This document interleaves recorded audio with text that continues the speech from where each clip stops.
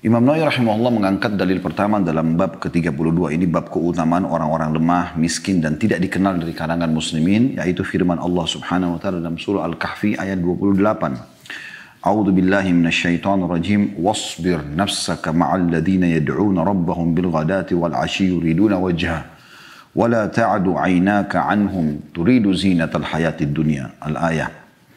Yang artinya, dan bersabarlah engkau wahai Muhammad bersama orang-orang yang menyeru Tuhan mereka pada pagi dan senja hari dengan mengharap keridhaannya, keridhaan Allah. Dan janganlah kedua matamu berpaling dari mereka karena tertarik dengan perhiasan dunia. Ya. Tentu ada lanjutan ayat, tapi ini saksi bahasan kita. Di sini Nabi Muhammad SAW diperintahkan oleh Allah Subhanahu Wa Taala, dan tentu beliau suri tauladan kita semua orang-orang yang beriman. Dan kita akan selalu mengikuti gerak-gerik dan apapun yang beliau kerjakan sallallahu alaihi wasallam.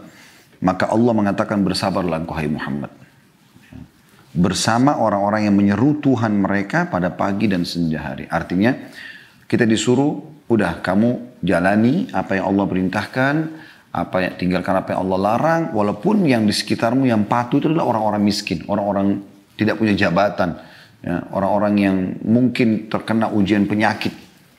Bersabar sama mereka, karena mereka yang akan selamat. Ya.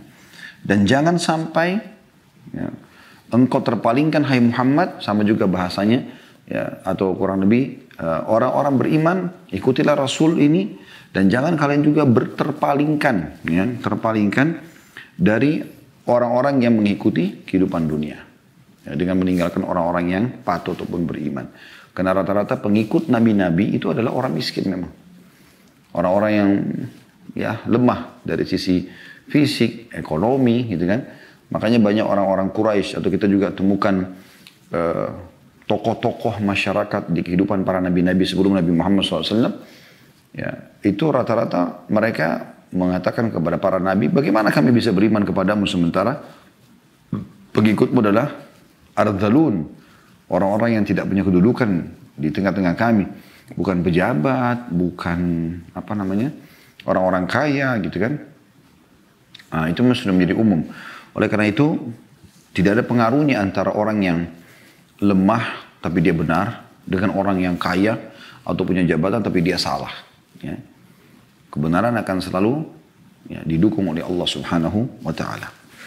Kita akan masuk ke hadis pertama dalam bab ke-32 ini dari kitab Riyadhus Shalihin, yaitu nomor hadis 257 dari Haritha bin Wahab radhiyallahu anhum. Beliau berkata, saya mendengar Rasulullah sallallahu alaihi wasallam bersabda, ala ukhbirukum bi ahlil jannah kullu dha'ifin mutadha'ifin law aqsama 'ala Allah la abarrahu. Ala ukhbirukum bi ahlin nar kullu utullin jawadhin mustakbir. Maukah kalian aku beritahukan tentang penghuni surga? Siapa saja akan masuk surga dengan mudah, yaitu setiap orang yang lemah. Ada footnote nomor 263, maksudnya jiwanya lemah karena kerendahan hatinya dan lemahnya keadaannya di dunia, ya, secara ekonomi, mungkin pendidikan. Ya. Dikatakan oleh Nabi SAW, maukah aku beritahukan tentang penghuni surga? Tanda tanya. Sahabat terdiam, lalu kata Nabi SAW, yaitu setiap orang yang lemah dan diremehkan. Tetapi seandainya dia bersumpah atas nama Allah, niscaya dia-nya besar kata ganti Allah, memenuhinya. Ada footnote nomor 264 juga dikatakan, maksudnya seandainya dia bersumpah dengan satu sumpah, karena sangat mengharapkan kemurahan Allah yang akan membuat sumpahnya itu menjadi terlaksana, pasti Allah akan membuatnya membuatnya benar dalam sumpahnya itu dengan membuat sumpahnya menjadi terlaksana. Lalu kata Nabi SAW, dan maukah kalian aku beritahukan tentang penghuni neraka? Tentu para sahabat terdiam, tanda tanya di sini. Lalu Nabi SAW jelaskan, tadi penghuni surga, sekarang penghuni neraka, yaitu setiap orang yang keras, kasar, ya, dan sombong. Hadis riwayat Bukhari Muslim. Ya. Di situ ada dijelaskan, kalau teman-teman yang pegang buku, ada kalimat jawad, ya. Jawad, ya, pakai dha terakhirnya, dikatakan di situ, Jawaz dengan jim di fathah, waw bertasydid dan dha bertitik, artinya orang yang suka menumpuk harta dan kikir. Ada pula yang berpendapat artinya adalah orang yang berbadan besar, yang sombong dalam cara berjalannya. Dan ada juga yang berpendapat artinya adalah orang pendek yang perutnya buncit, tapi dia jauh dari agama Allah subhanahu wa ta'ala. Baik, kita akan coba bedah hadis ini. Walaupun hadis ini pendek teman-teman, tapi ini termasuk jawami' kalim. Termasuk ya mukjizat buat Nabi SAW. Jawami' kalim artinya kata-kata yang ringkas tapi maknanya luas. Gitu kan. Banyak sekali pelajaran yang bisa diambil. Tentu teman-teman bermula dari potongan pertama adalah hikmah dari pertanyaan Nabi SAW. Beliau berbicara kepada para sahabat dan audiensnya ini memang sudah tersentuh secara keimanan tentang surga dan neraka. Makanya beliau mulai dengan pertanyaan, maukah aku tunjukkan tentang penghuni surga? Maukah aku tunjukkan tentang penghuni neraka? Nah, retorika ini teman-teman memang dibahasakan kepada orang yang tersentuh secara keimanan. Karena orang kalau tidak tersentuh secara keimanan, dia belum pernah belajar apa itu surga, dia tidak tahu bagaimana beratnya siksaan di neraka. Lalu Anda mengancamnya, misal dia tidak sholat, karena memang dia tidak pernah tahu ancamannya. Ya, dia tidak pernah tahu tentang keutamaan dapat surga, ancaman masuk neraka gitu kan. Maka yang terjadi, kalau Anda mengatakan kalau kau nggak sholat masuk neraka, nggak ada bekasnya buat dia. Gitu ya. Atau misalnya kita mengatakan, kalau kau sholat kau akan masuk surga. Apa surga itu? Kan gitu. Tapi kalau orang sudah tersentuh secara keimanan, maka ini punya bobot. Karena orang beriman akan menjadikan surga sebagai target, neraka sebagai ancaman. Dia akan menjauh dari neraka. Seperti itulah. Nah, ini pelajaran pertama bagaimana Nabi SAW menyampaikan dengan retorika ini. Ala ukhbirukum bi ahlil jannah. Gitu kan. Begitu juga dengan tentang, maukah aku tunjukkan tentang penghuni surga? Kemudian juga potongan hadisnya, ala ukhbirukum bi ahlin nar. Maukah aku tunjukkan tentang penghuni neraka? Gitu kan? Karena memang beliau sangat tahu orang yang sedang diajak bicara ini adalah orang-orang yang memang merindukan surga dan juga takut dari api neraka. Jadi pertanyaan ini akan sangat bermanfaat sekali karena mereka akan diberikan sebuah jawami al-kalim, gabungan kata-kata yang ringkas tapi langsung menyentuh dan tepat sasaran. Itu potongan pertama. Potongan yang kedua adalah bagaimana Nabi SAW menjelaskan tentang siapa penghuni surga. Sebagaimana nanti kita jelaskan, ya, potongan selanjutnya yang ketiga adalah sifat penghuni neraka. Kita akan masuk potongan kedua adalah Nabi SAW menjelaskan kullu dha'ifin mutadha'if lau aqsama Allahi la abarrah. Jadi di sini ada dua cirinya di surga ini, ya. Yaitu dha'ifin mutadha'if. Lemah dan diremehkan. Gitu kan? Tapi dia adalah ahli ibadah. Umumnya orang dilemahkan itu karena kurangnya harta, kurangnya pendidikan, kurangnya fisik. Ya. Maka ini dalam Islam tidak ada. Makanya dalam sebuah hadis yang lain kata Nabi SAW, Inna Allah la yanzuru ila suwarikum wala ajsamikum. Allah tidak akan pernah lihat ke paras wajah kalian dan postur tubuh kalian. Mau tampan, mau cantik, mau berkekar, mau tinggi semampai. Ini Allah nggak lihat itu. Allah nggak lihat itu semua, paras wajahmu dan juga fisikmu. Karena Allah ciptakan semuanya. Allah tahu kenapa ini dibuat cantik, ini dibuat gagah, ini dibuat jelek, itu Allah lebih tahu. Tapi apa kata Nabi SAW? Walakin yanzuru ila qulubikum wa a'malikum. Tapi Allah melihat kepada hati kalian dan amal kalian. Nah, berarti ini adalah kemasan. Kemasan. Jangan ketampanan Anda, kecantikan Anda membuat Anda sombong. Menganggap remeh orang lain. Nggak boleh. Biasa saya tekankan itu ya. Ada di pengajian kita dari awal kita bahas buku ini. Tentu sebelum pandemi di lokasi ya. Tapi sekarang kena pandemi maka kita lakukan di studio. Jadi sudah sering jelaskan. Ada istilah syamata dalam agama Islam. Syamata itu kayak menganggap remeh orang. Ya, karena ada kekurangan yang kita anggap pada dirinya. Maka itu bisa berbalik keadaannya kalau kita melakukan syamata itu. Ya, makanya Umar bin Khattab berkata radhiyallahu anhu, kalau seandainya ya, ada seorang wanita yang hamil jalan di depanku, lalu aku berkata, ih perutnya besar ya, aku khawatir justru Allah membuatku hamil. Jadi memahaminya sangat pekah. Bagaimana kalau ada sesuatu pun yang kita tidak suka lihat, lebih baik kita mengatakan doa yang diajarkan Nabi SAW, Alhamdulillahilladzi afani mimma ibtalabi. Segala puji bagi Allah yang telah menyelamatkan aku dari apa yang diujikan kepada orang ini. Wa faddalani ala katsiri mimma khalaqa tafdila, dan telah mendahulukan aku dengan kelebihan yang banyak dari makhluknya, gitu kan. Jadi poin ini teman-teman sekalian perlu digarisbawahi, ya. Jangan pernah menilai orang dari sisi fisiknya dan paras wajahnya, tapi lihat amalnya. Biar dia jelek, biar dia cacat, biar dia nggak berpendidikan, biar dia tidak kaya, tapi ternyata hafid 30 juz. Tidak pernah ketinggalan sholat malam. Kalau azan sholat di masjid, jauh lebih afdal dibandingkan orang yang tampan, mobilnya luar biasa, mobil-mobil mahal semua di rumahnya, tapi nggak sholat, ya, nggak tutup aurat, ya. Yang haram semua dilakukan, ya ganja, narkotika, ya khamr, ya zina. Ya, jadi kita harus faham itu sebagai seorang muslim, prinsip dasar. Kalau ada orang Masya Allah, Allah berikan kekuatan fisik, ketampanan, dia punya ilmu, dia soleh, dia soleha, itu luar biasa. Kebaikan di atas kebaikan. Gitu kan? Sebagaimana Nabi SAW adalah orang yang tampan dan soleh. Abu Bakar, Umar, sahabat-sahabat banyak yang tampan, ya, dan mereka beriman, mereka luar biasa. Ini sudah masuk dalam poin adalah kebaikan di atas kebaikan. Tapi yang dimaksudkan di sini adalah orang yang lemah pun tidak akan berpengaruh bagi dia. Lemah secara ekonomi, lemah secara pendidikan, ya. Misalnya yang saya masukkan sini lemah pendidikan itu status, ya. Mungkin kayak oh ini apa nih, sarjana, oh ini S2, ini S3, itu loh. Ya, karena tidak selamanya orang S2 atau S3 itu lebih soleh daripada orang yang tamatan SD, itu tidak selamanya. Dan ini bukan yang saya masukkan adalah lemah pendidikan, berarti tidak pernah belajar sama sekali, itu bodoh, itu lain gitu.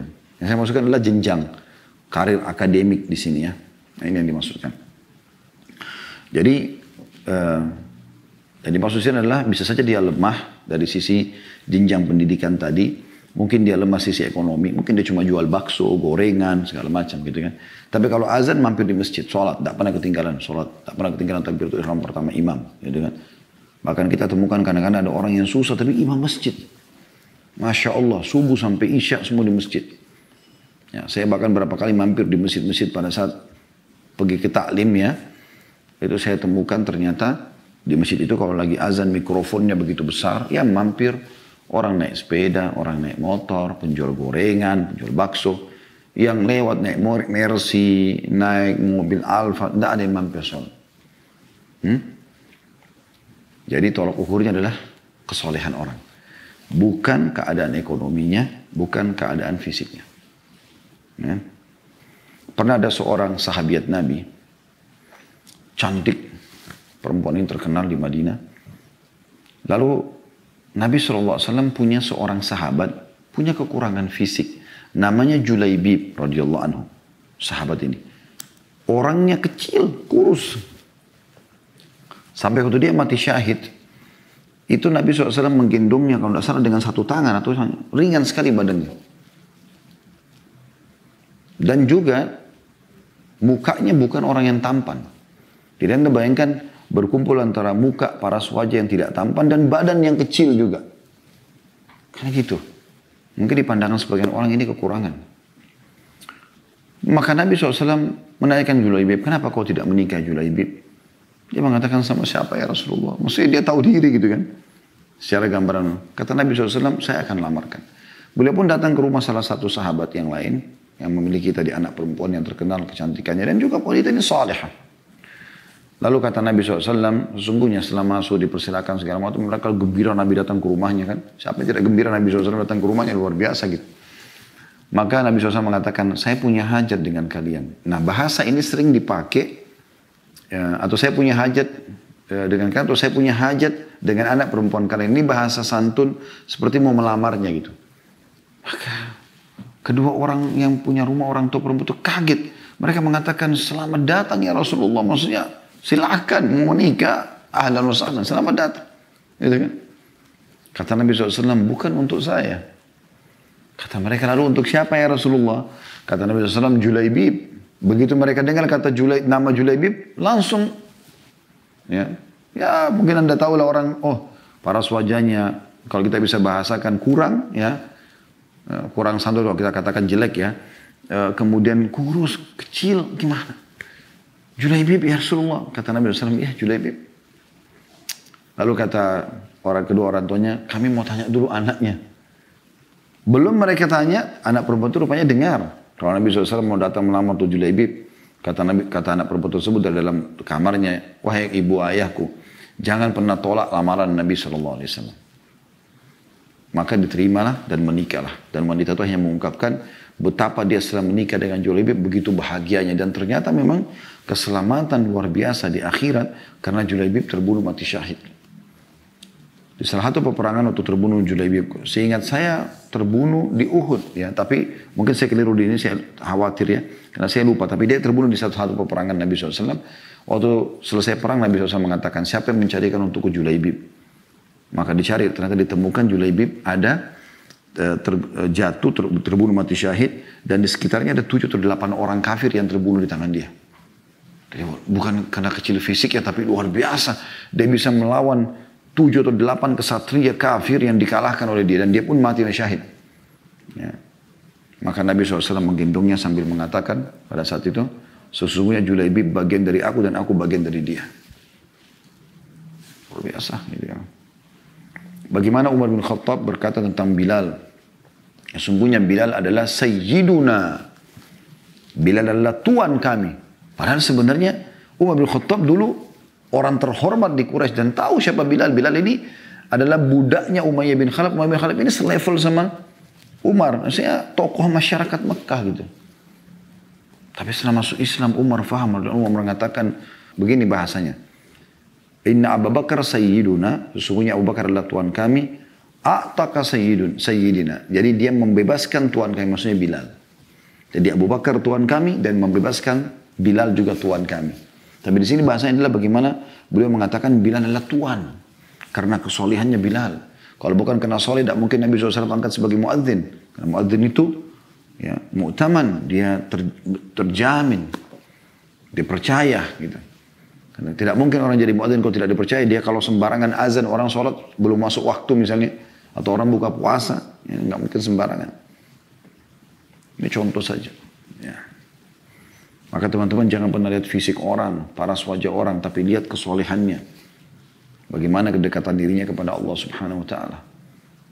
Ya, saya pernah bertemu orang biasa secara fisik, tapi saya kaget ternyata dia Masya Allah puasa Daud sudah dari sekian tahun. Kalau bersedekah nggak ada nilainya. Maksudnya tidak ada perhitungannya, bukan tidak ada perhitungannya.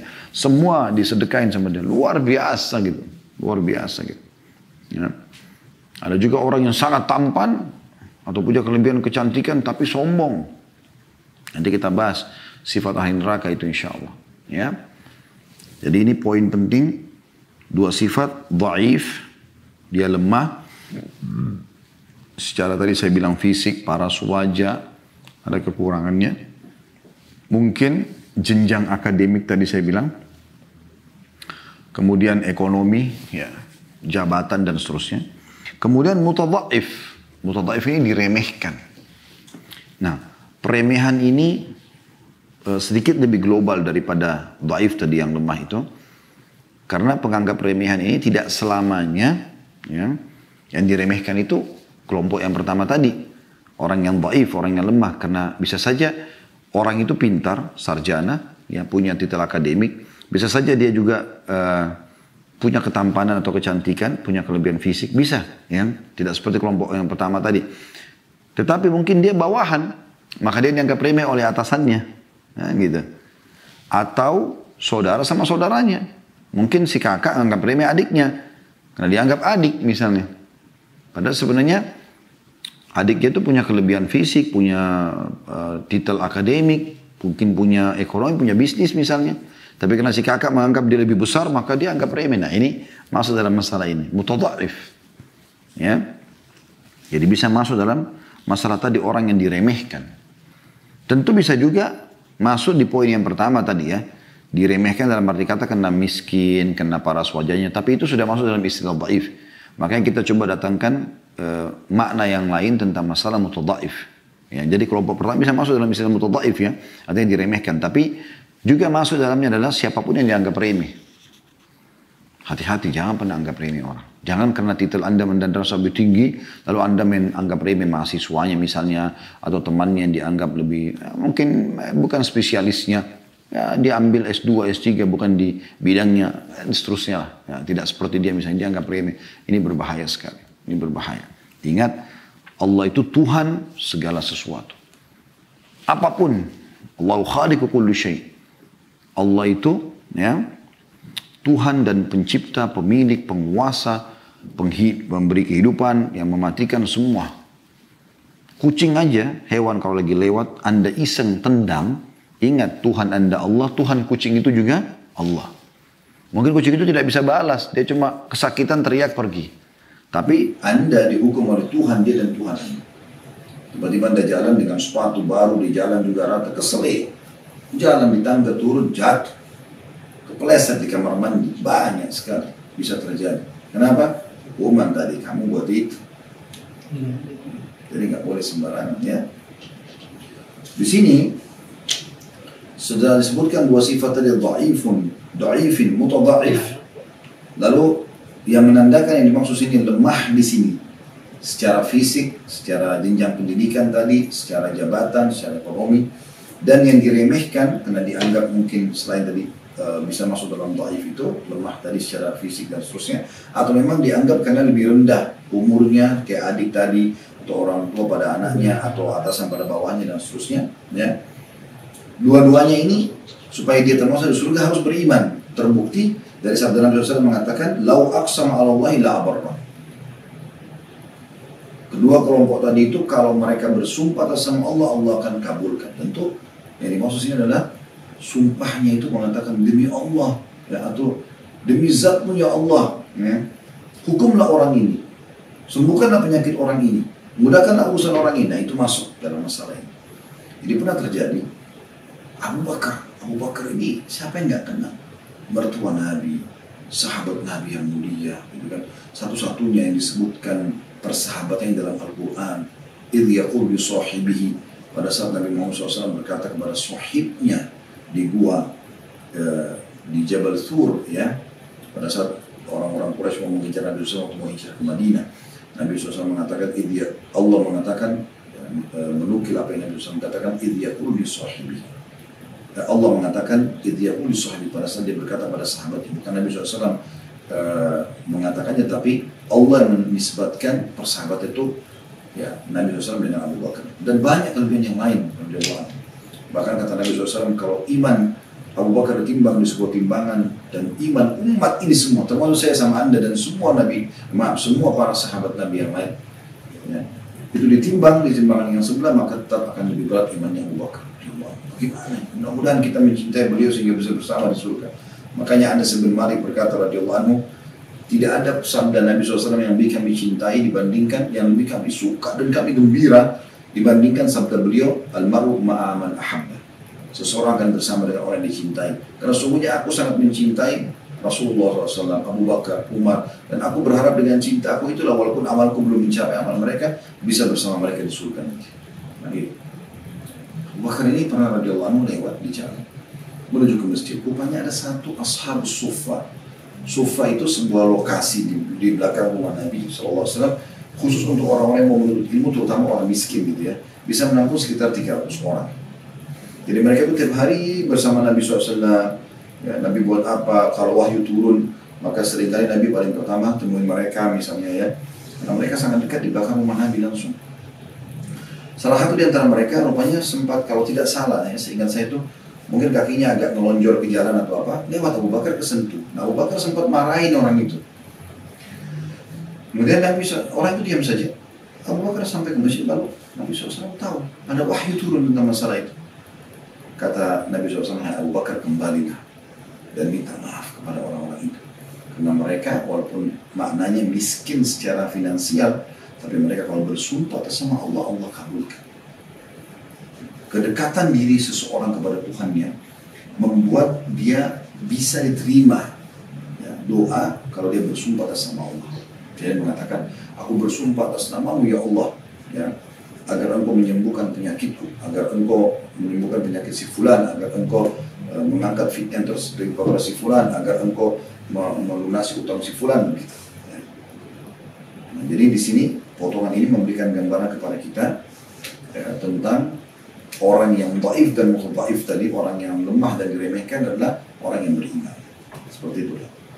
Dan juga di sini bisa diambil pelajaran kalau kita boleh bersumpah atas nama Allah agar hajat kita dipenuhkan. Kuasa Allah SWT. Potongan ketiga, dan ini penutupan dalam hadis ini tentunya, yaitu jawaban Nabi SAW pada saat sudah menanyakan apakah kalian tahu siapa penghuni neraka, lalu beliau mengatakan kullu utullin jawadin mustakbir. Nah, kalau tadi sudah kita panjang lebar jelaskan, alhamdulillah tentang ciri ahli surga, ya. Sekarang ciri ahli neraka. Dimulai dengan utullin, ya. Kemudian jawadin, kemudian mustakbir. Ada 3 di sini disebutkan. Kita mulai dengan ya, makna utullin. Utul itu, kata Imam rahimahullah, adalah keras dan kasar. Itu ciri pertama ahli neraka. Kasar. Ingat, beda antara tegas dengan kasar. Ini perlu digarisbawahi. Kalau tegas itu, saya nggak suka ini, saya mau begini, itu tegas. Dan itu boleh dalam Islam. Bahkan ketegasan diperlukan di beberapa titik kehidupan kita. Tidak selamanya kita kelihatan lemah terus, enggak. Kita mengalah terus, ya. Kita butuh ketegasan supaya jelas hak kita, misalnya tegas, ya. Tapi kasar nggak boleh. Kasar itu keluar kosakata yang semua kebun binatang keluar, apalah segala macam. Itu nggak boleh, ya. Itu kasar. Tutur katanya kasar, tatapan matanya kasar, ngotot, tangannya kasar, suka mukul. Luar biasa, walhamdulillah, semoga Allah selamatkan kita. Dan juga keras. Biasa orang bilang juga Indonesia keras kepala, ya. Tidak mau terima masukan. Ini ciri ahli neraka. Anda yang sudah sampai pada tingkat tinggi titel akademiknya, Anda yang sudah sampai pada tingkat sudah unlimited harta Anda, ya.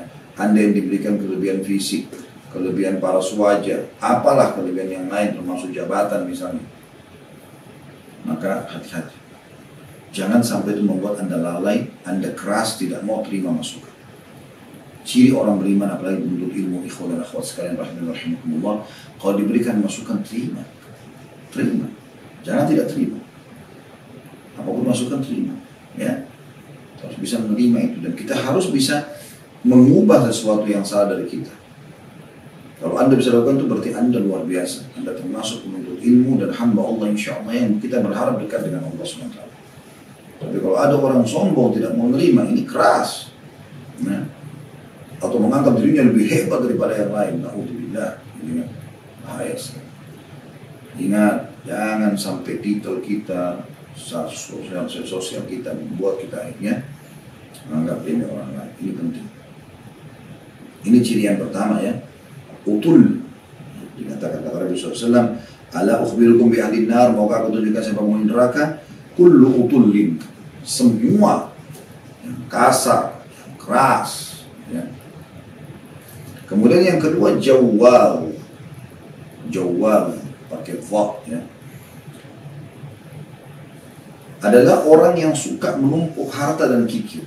Menumpuk harta boleh, kita punya tabungan segala macam, tapi kalau diikuti dengan kikir jadi negatif, ya. Dalam Islam kita boleh punya harta, dalam arti kata sini kita punya pendapatan, kita punya investasi, kita punya perusahaan, silakan.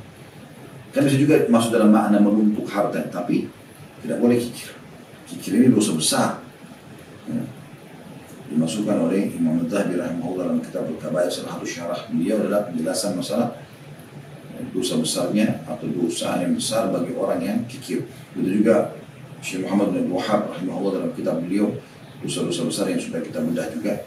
Alhamdulillah kita sudah bahas sampai sekitar 140-an sekian dosa besar, yang diantaranya masalah kikir ini. Nabi SAW mengatakan kepada beberapa sahabat yang menjelaskan tentang keadaan kepala suku mereka yang baru. Dia tampan, dia berwibawa tapi pelit, kata Nabi SAW, penyakit jiwa apa yang lebih berat daripada pelit? Dan Allah SWT mengatakan, ya, وَمَنْ يُوكَ شُحَّ نَفْسِ فَأُولَٰئِكَ هُمُ الْمُفْلِحُونَ. Siapa yang diangkat darinya sifat kikir, siapa yang bisa terangkat darinya itu, maka mereka adalah orang-orang yang beruntung. Jadi, menurut harta dan kikir, perhitungannya luar biasa. Bahkan subhanallah kikir ini saking beratnya, ya, penyakit ini, sampai kalau sudah menjiwa, dia pikir dengan diri dia sendiri. Ya. Jadi tidak lagi mengganti pakaian, tidak terlihat memiliki kendaraan yang layak, tidak menggunakan mobil yang layak. Jadi aneh. Ada orang begitu sampai berangkat umroh, cari travel yang paling murah, padahal dia mampu. Pesawat mau transit beberapa kali pun tidak masalah bagi dia. Hotel jauh dari Masjidil Haram, jadi jalan susah, keringatan ke masjid. Kenapa ini? Cari pesawat yang ekonomi kelas, kenapa nggak bisnis kelas yang nyaman? Sudah nyaman, hotelnya bintang 5 dekat Masjid Haram, diganti oleh Allah lagi karena dia bersedekah. Baru dirinya pun sama. Jadi juga teman-teman penting memberi orang, usahakan kita memberi apa yang kalau kita berikan, karena kan kita berikan karena Allah. Jangan lihat orangnya. Apa yang kita kalau terima yang sama kita suka, gitu. Misal contoh sederhana, antum mau memberikan makan kepada orang, cobalah beli makan yang kalau antum dikasih makan itu antum mau. Kalau kita dikasih kita mau dengan makanan itu penting. Jadi jangan main kasih makanan, belum tentu kita sendiri mau makan itu, tidak layak. Baru dia katakan, oh saya bersedekah. Sedekah apa? Gitu ya. Allah mengatakan dalam Al-Quran, A'udzubillahi minasyaitonir rajim, lan tanalu birra hatta tunfiqu mimma tuhibbun. Kalian tidak akan mencapai pada puncak tingkat kebaikan dari pahala dan balasan sampai kalian menginfakkan apa yang paling kalian cintai. Itu penting. Juga dalam surah Al-Insan seperti itu. Ya. Mereka wa yut'imuna at-ta'ama ala hubbihi, dan mereka memberikan makanan yang mereka sukai. Makanan favorit kita yang kita sedekahkan, baju yang kita suka yang kita sedekahkan. Berikan yang terbaik, lawan sifat kikir itu. Demi Allah teman-teman sekalian, pangkal kaya dalam Islam adalah dermawan, memberi. Itu resep kaya. Paling sederhana, simpel ya, dan mudah untuk diamalkan. Dan pasti Allah tidak akan salah dengan janjinya. Ya. Karena dalam hadis riwayat Muslim, Bukhari Muslim dijelaskan, kata Nabi SAW hadis qudsi, Allah berfirman, ya Ibn Adam, anfiq alaik. Wahai anak Adam, berinfak di jalanku, aku akan berinfak kepadamu. Maka ini penting. Jangan jawab, karena itu sifat ahli neraka. Ya. Mereka yang suka kikir. Ada juga yang berpendapat bahwasanya jawab adalah orang yang berbadan besar dan sombong. Karena kekar, sombong, jalan. Melihat orang dengan sombongnya. Lilikan matanya. Akhi dan ukhti. Kalau Allah berikan kita kelebihan paras wajah, postur tubuh, warna kulit, rambut yang indah, alhamdulillah, syukur. Jangan justru digunakan untuk sombong. Ya, tak boleh itu. Bisa saja Allah angkat itu. Jangan sampai sombong. Anda mungkin masih ingat kisah 3 orang yang disebutkan dalam hadis oleh Nabi SAW, si botak, ya. Kemudian orang yang terkena penyakit kulit, dan orang yang buta. Sedikit saya ingatkan lagi, 3 orang ini Allah Subhanahu Wa Taala kata Nabi SAW mengutus malaikat padanya. Yang pertama yang botak didatangi. Ini saya kurang ingat urutannya, botak dulu atau orang yang kena penyakit kulit dulu ya. Yang jelas 3 orang ini didatangi oleh malaikat lalu menjelma jadi manusia, lalu bertanya pada orang yang botak, apa yang kau paling suka? Dia bilang, saya ingin supaya rambut saya tumbuh dan subur menjadi indah, supaya orang tidak olok-olok saya lagi. Lalu tiba-tiba malaikat itu mengusap kepalanya dan sembuh. Tumbuh rambut yang indah. Kemudian ditanya, harta apa yang paling kau suka? Seingat saya dia bilang waktu itu unta atau unta ya. Anggap unta atau sapi salah satunya. Subhanallah saya terlupa urutannya. Yang jelas dia mengatakan unta. Dikasihlah unta. Kata malaikat itu pergi ke belakang bukit ini kau akan temukan. Di sana ada unta betina yang sudah hamil, kalau salah yang punya, atau satu pasang yang akan punya keturunan banyak. Diambillah, kalau orang itu pergi dan hanya menjadi kaya raya dan terkenal di masyarakat. Yang kedua adalah orang yang kena penyakit kulit, naudzubillah, lalu malaikat menjelma lalu mengatakan, apa yang kau inginkan? Dia bilang, saya sembuh dari penyakit kulit ini supaya orang tidak hina saya. Malaikat usap sembuh. Lalu ditanya, harta apa yang kau paling suka? Dia bilang, sapi. Baik. Kata malaikat, pergilah ke sana, belakang bukit kau akan temukan sapi. Ditemukanlah jantan sama betina atau betina yang sudah akan melahirkan ya, sehingga punya keturunan banyak nanti. Intinya orang ini gembira, dia pergi dan punya banyak peternakan sapi. Sebagaimana yang pertama tadi punya berkembang besar perkembangan untanya, jadi kaya raya. Yang ketiga orang buta didatangi, dikatakan apa yang kau paling suka? Dia bilang, saya ingin mata saya sembuh bisa melihat. Lalu diusaplah sembuh matanya. Lalu dikatakan harta apa yang kau paling suka? Dia bilang kambing. Lalu diberikanlah seperti kedua temannya tadi, sehingga dia punya kambing banyak sekali. Beberapa tahun setelah itu, datanglah malaikat ini menjelma seperti orang mereka tadi. Yang botak ini datang orang yang botak persis seperti dia. Lalu minta tolong bertemu dengan orang ini, lalu bertemu, kemudian dia katakan, saya seorang musafir, saya butuh satu ekor unta saja yang bisa membantu saya melakukan perjalanan. Ya, dari sekian banyak harta yang Allah berikan kepada ya. Lalu kemudian dia mengatakan, saya sibuk, apalah segala macam. Mungkin dia tolak, dia nggak mau kasih. Kemudian kata malaikat tersebut, bukankah kau si fulan dulu yang seperti saya nasibnya, botak juga dan miskin? Ya. Kemudian Allah sembuhkan kau dan Allah berikan kau harta. Dia bilang tidak. Memang saya dari lahir ini tampan begini, rambut saya bagus. Dan saya kaya. Kata malaikat, semoga kalau kau dusta, Allah memberikan keadaan. Begitu malaikat pergi, tiba-tiba rontok semua rambutnya, semua untanya mati, kena hama, habis jadi miskin. Dia tanya orang yang kedua yang kena penyakit kulit, dan sama. Malaikat menjelma jadi manusia dan sama. Alhamdulillah kulitnya semua ya, rusak. Kemudian minta tolong ketemu lalu mengatakan saya musafir, saya butuh satu ekor sapi saja dari sekian harta yang Allah berikan kepada kamu. Dia bilang sama dari saya sibuk apalah segala macam, pergilah, suruh usir. Lalu kata malaikat tersebut, bukankah kau si fulan dulu yang kulitmu sama dengan saya dan Allah sembuhkan dan kau miskin Allah berikan kekayaan? Dia bilang tidak, saya dari lahir begini. Ya, maka kata malaikat, semoga kalau kau bohong, ya kau kembali pada keadaan yang pertama. Maka begitu malaikat pergi, ya kena kembali naudzubillah penyakit kulitnya, kemudian sapinya semua mati, peternakannya habis jadi miskin. Nah orang yang ketiga jadi saksi bahasan kita datangi malaikat sama persis dengan dia, mirip seperti dia, buta matanya, lalu minta tolong. Dia bilang dia musafir. Lalu ketemu dia bilang saya musafir, butuh seekor kambing saja. Lalu kata orang buta tersebut, sesungguhnya orang ini telah ditimpa apa yang telah menimpa aku dulu, gitu kan? Kemudian dia bilang, masuklah ke peternakan saya, ambil kambing yang kau mau, terserah, berapapun. Kau boleh ambil berapapun, kau boleh tinggalkan berapapun, terserah. Maka kata malaikat tersebut, sesungguhnya aku adalah utusan Tuhanmu yang telah menguji kamu dan kedua temanmu. Tapi kalau temanmu gagal dan kau telah berhasil, aku tidak butuh dengan kambing tersebut, maka semoga Allah berkahi. Seperti itulah. Ya. Jadi hati-hati teman-teman sekalian, hati-hati sekali. Ya. Kemudian juga masuk dalamnya adalah orang yang pendek dan perutnya buncit, maksudnya kaya raya gitu kan, bisa maknanya itu. Kemudian karena banyaknya makanan dia makan, perutnya buncit, kemudian sombong. Ya, seperti itu. Kemudian yang terakhir, yang ketiga teman-teman sekalian adalah mustakbir, orang yang sombong. Ingat teman-teman sekalian, jangan pernah sombong. Jangan pernah sombong. Makin merendah makin bagus. Kata Nabi SAW, man tawadha lillah rafa'ahu Allah. Siapa yang merendah karena Allah, Allah akan tinggikan derajatnya. Jangan sombong. Pakai sepatu baru, pakai baju baru, pakai mobil baru, punya rumah baru, punya pasangan yang sempurna, misalnya anak-anak yang sempurna, apalah nama, jabatan, pendidikan, jangan sombong. Kata Nabi SAW, tidak akan masuk surga orang yang dalam hatinya ada seperti biji sawi dari kesombongan. Nggak boleh sombong. Ini sifat ahli neraka. Ya, harus hati-hati. Harus hati-hati. Jadi kalau Allah berikan kelebihan, justru kita merendah. Kita berbaur dengan orang-orang. Kita berteman sama orang-orang. Jangan sombong.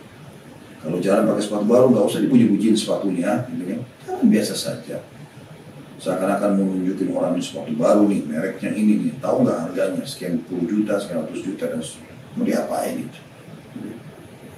Juga dengan baju baru, pakai alhamdulillah. Orang tanya baru, alhamdulillah, Allah kasih. Allah kasih rezeki, seperti itu. apa saja rumah baru dan seterusnya, semua kita bersyukur kepada Allah Subhanahu wa ta'ala. Ini bahasan kita insya Allah, walaupun hanya sebuah hadis, tapi sangat banyak ilmu yang bisa kita ambil insya Allah. Kita cukup dengan satu hadis ini, dan kita akan lanjutkan pertemuan akan datang insya Allah dengan hadis selanjutnya nomor 258 dengan bab yang sama, bab tentang keutamaan orang-orang yang lemah, miskin dan tidak dikenal dari kalangan kaum muslimin.